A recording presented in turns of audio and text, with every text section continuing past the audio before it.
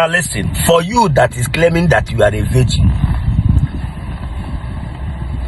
for you where religion don't finish you, where you no one learn, where you no one get sense, all go and come with the Rosia. Akwa nsọ gị gwara gị ya.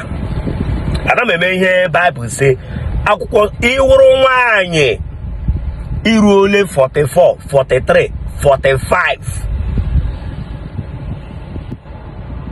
Di abịabe emube nwa.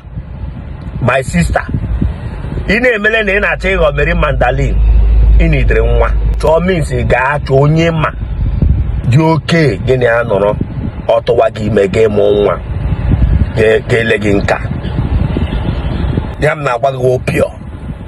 Go to your Bible, 1 Corinthians chapter 7 verse 36.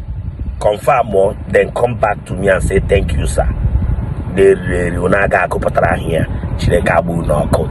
Damn you.